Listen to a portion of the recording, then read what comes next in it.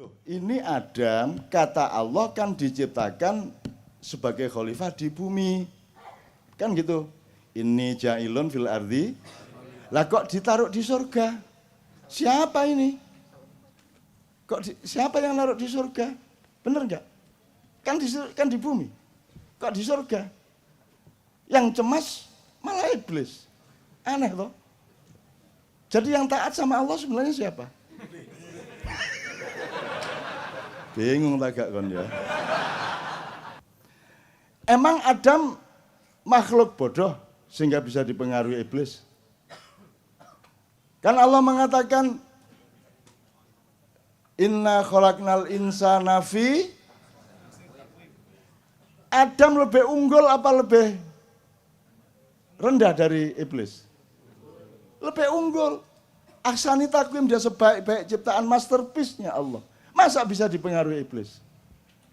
Terus digoda iblis? Ayo, piye? Nggak bisa. Upama saya aja nggak bisa kok digoda iblis. Cuman iblis ini pinter, dia pernah kuliah di IKJ. Sekalian supaya Anda itu gini, saya itu tidak bilang bahwa yang saya omongkan itu benar. Saya itu ingin memberantas GR-nya setiap manusia di dunia bahwa begitu dia ngomong, meskipun dia yakini, dia pikir itu benernya bener. Padahal setiap yang kita omongkan itu kebenaran relatif dan mungkin nanti sore, besok pagi kita menemukan kebenaran yang lebih benar, betul enggak? Jadi semua yang saya omongkan itu juga jangan dianggap benar. Bahan saja siapa tahu melalui omongan ngawur saya itu Anda oleh Allah diberi hidayah untuk menemukan kebenaran.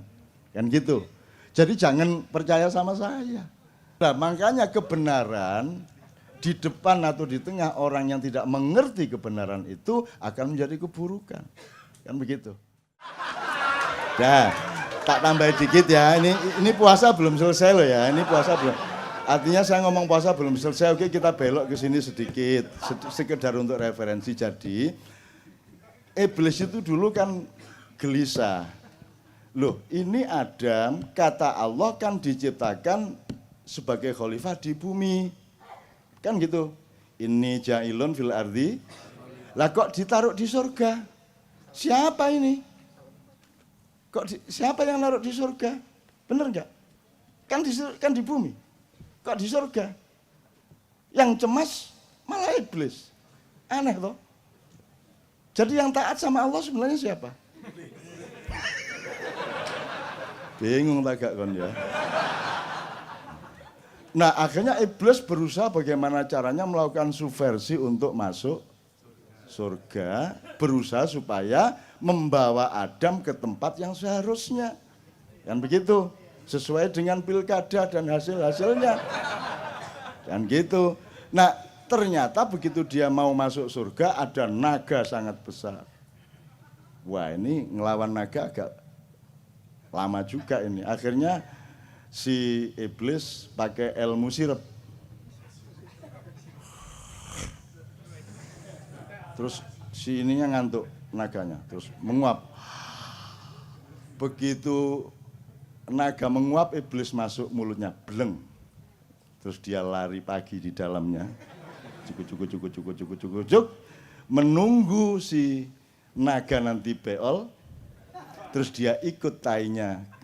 Begitu keluar, ekor naga itu ada di dalam surga. Oh no, baru dengar.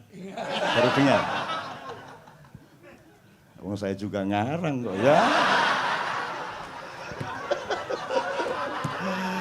Loh tapi silakan bantah kalau bisa.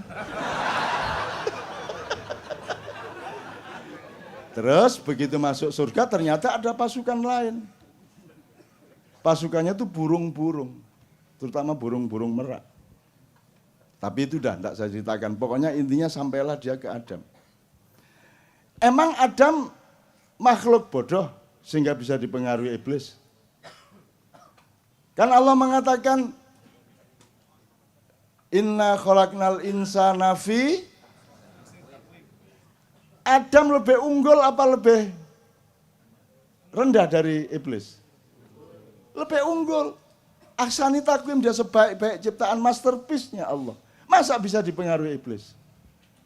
terus digoda iblis. Ayo, piye? Nggak bisa. Upama saya aja nggak bisa kok digoda iblis. Cuman iblis ini pinter, dia pernah kuliah di IKJ. Jadi iblis menciptakan kostum persis seperti malaikat Jibril. Terus dia pakai, pokoknya penampilannya persis Jibril sehingga Adam, wahai Baginda, ada apa gerangan? Baginda menemui aku, gitu kan? Terus diterima oleh Adam karena yang datang menurut Adam itu Jibril.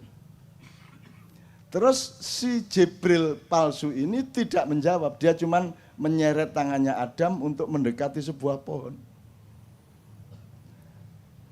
Nah, di situ kesalahannya, wala taqraba hadhihi syajarah, jangan dekati pohon itu, kata Allah. Maka karena dia mendekati pohon itu dihukumlah Allah sehingga kemudian Adam dipindah ke bumi, kan begitu. Terus disimpulkan oleh manusia di dunia, berarti di surga itu ada pohon yang tidak boleh didekati, itu disebut pohon terlarang, gitu ya. Betul? Pernah dengar pohon terlarang? Saya bilang, kalau di surga ada larangan, aku mau rono aku. Surga enggak ada larangan dong. Enggak ada pohon terlarang. Pasti harus ada analisis yang lain, bukan pohon larangan. Loh, kalau di surga ada larangan namanya bumi. Ini jangan, itu iya, sengsu jangan. Ngerti sengsu? Oseng-oseng asu.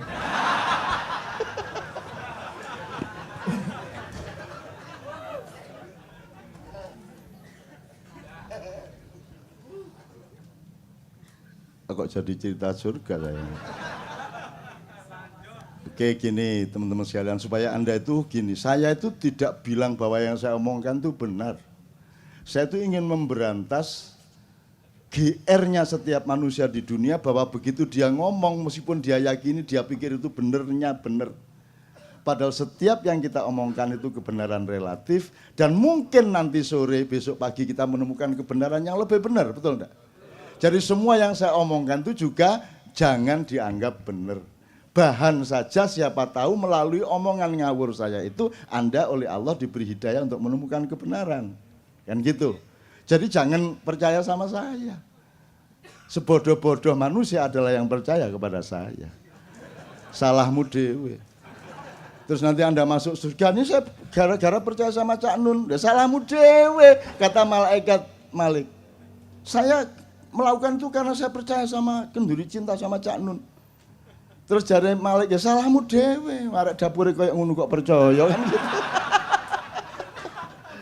Jadi jangan percaya, saya kesini ini tidak supaya Anda percaya sama saya kesini ini mengajak Anda untuk percaya yang wajib dan sah dan tepat untuk kita percaya, yaitu Allah dan Rasulullah SAW. Ngono ya caranya ya. Oke, kembali ke iblis. Jadi pohon itu bukan pohon larangan, itu pohon. Jadi coba sekarang Anda referensinya gini. Allah itu di Quran asalkan dia memberi gambaran sesuatu mengenai misalnya kalimat yang baik, peradaban yang baik, kebudayaan yang baik, pemerintahan yang baik, selalu pakai pohon. Wa mathalu kalimatin thayyibatin kasyajaratin thayyibatin atluha tsabit wa far'uha fis sama. Kan gitu. Jadi pohon itu selalu menjadi idiomatiknya Allah untuk menggambarkan sesuatu. Jadi pohon yang didekati Adam itu karena Adam masih baru akan sekolah di dunia. Kamu jangan dekat-dekat kepada pohon yang kamu tidak akan paham. Itu S3-nya surga. Jadi bukan larangan.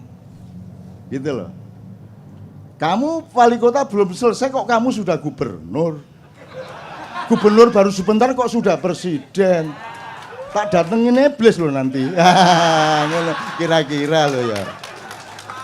Ya aku nggak ngomongin siapa-siapa, aku cuma memberi gambaran-gambar. Bahwa asosiasimu ke sana memang benar. Tapi kan saya nggak ganggu toh. Saya kan nggak ganggu, saya nggak pernah ngapa-ngapain, saya oke-oke saja. Saya tidak ada urusan sama dunia ini, kamu telan semuanya, aku tidak ada masalah. Gitu loh. Kalau aku anti korupsi, aku tidak eman emasnya, tidak eman duitnya. Tidak boleh aku eman duit atau emas. Yang aku eman adalah kenapa engkau berbuat jahat sehingga akan merugikan dirimu, merugikan anakmu, keluargamu dan masa depanmu di depan Allah Subhanahu wa taala. Kan gitu. Oke. Yuk, iblisnya sudah ya. Teman-teman sekalian, kita kembali ke puasa. Jadi sekarang imsak tadi ya. Imsak. Jadi imsak itu kapan waktunya? 10 menit sebelum azan subuh. Coba ini jawaban kayak begini ini bagaimana coba? Coba ini pekok banget orang. Lah masa imsak itu waktunya kapan? Dia bilang 10 menit sebelum azan subuh. Coba bagaimana tuh jawabannya? Imsak itu dari subuh sampai maghrib. Bagaimana sih? Imsak itu artinya Anda membatasi diri, menahan diri. Tumsiku, Anda mengendalikan. Imsak itu pengendalian. Jadi imsak itu waktunya dari subuh ke maghrib. Ayo kok tadi jawabnya 10 menit sebelum zuhur. Lara-ara ini. Loh, wong kamu itu urusan satu kata belum beres mau ngurusi Ahok, itu bagaimana? Ya enggak apa-apa, ini guyon deh. Jauh cinta tanpa guyon itu kan bagaikan roti tanpa sambel. Ya apa gitu. Gitu ya Mas ya. Maka sebenarnya saya sayang sekali kemarin Ramadan tidak bisa ke KJ karena giliran sama Leto sama Noe. Sebenarnya saya ingin kasih saran Anda untuk melakukan ijtihad dan eksperimentasi di masjid Anda masing-masing di kampung. Jadi imsak itu ketika 10 menit sebelum subuh itu kan memperingatkan sebentar lagi kamu harus menahan diri. Jadi sebenarnya kata-katanya imsak itu mengingatkan bahwa nanti kamu harus imsak. Bukan ini sudah imsak, bukan. Nah begitu Allahu Akbar, imsak dimulai. Kan gitu? Jam 7 imsak, 8 imsak, 9 imsak, siang imsak, sampai jam 4, sampai baru nanti jam 6 kurang dikit, baru imsaknya selesai. Jadi saya itu ingin menyarankan Anda, mulai Ramadan depan, itu sebanyak-banyaknya ucapkan imsak di masjid. Jadi Anda kalau mulai jam 11 mulai agak lapar, Anda ke masjid, imsak. Dah. 3 kali gitu ya. Terus nanti jam 1 udah lapar-laparnya itu. Anda ke masjid lagi untuk supaya memberi semangat kepada orang yang berpuasa. Imsak gitu. Terus jam 3 itu juga sudah mulai wah buka masih lama gitu. Jadi lemes itu ucapkan lagi serentak. Imsak itu. Ya kira-kira orang sekampung keluar semua dibawain cangkul, ndasmu dipakai. Padahal benar nggak yang Anda lakukan? Benar dah, makanya kebenaran di depan atau di tengah orang yang tidak mengerti kebenaran itu akan menjadi keburukan. Kan begitu. Jadi kalau ada yang berani mencoba saya seneng loh itu. Saya seneng ya. Seneng aku. Kalau ada yang berani, Masya Allah, ya Allah. Kalau Anda mati syahid. Yes.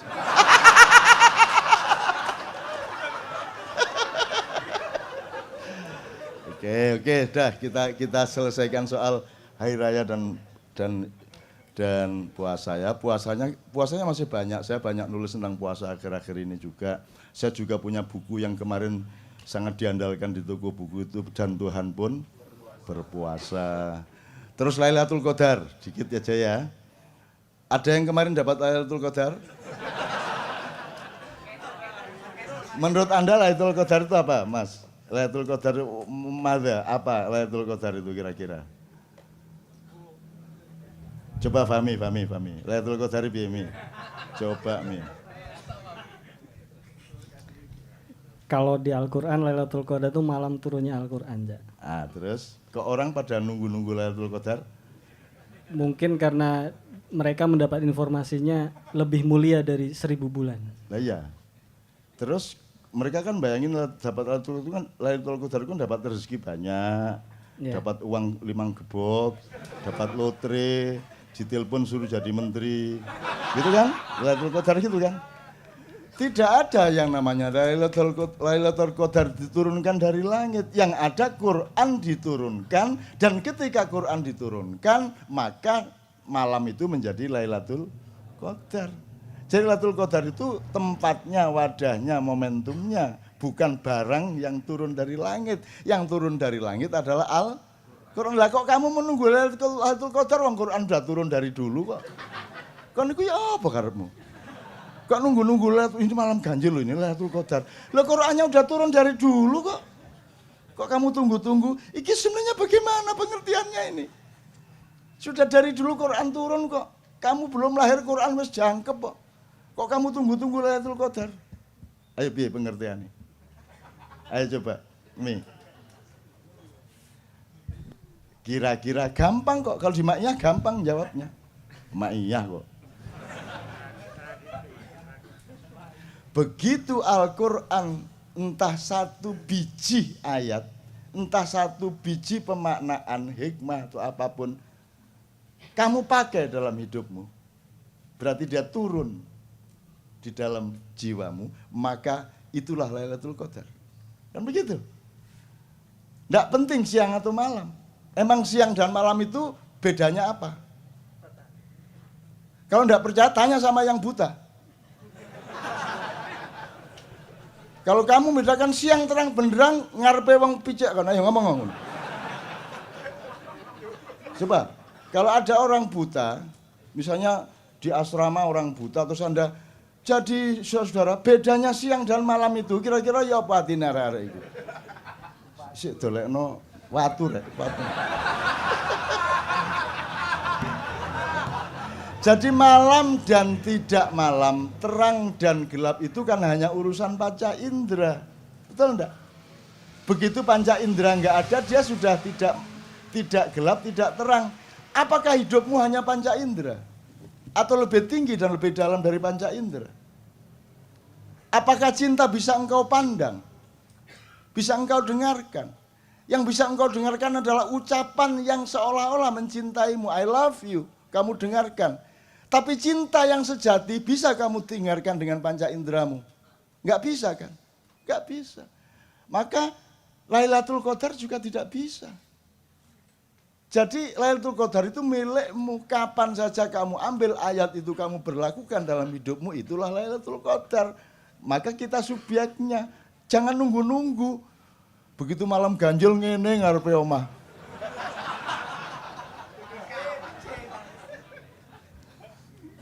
Ditekani jin kapok kono.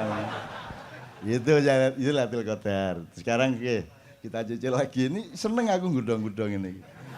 Lah ya wong kok ngawur arek-arek.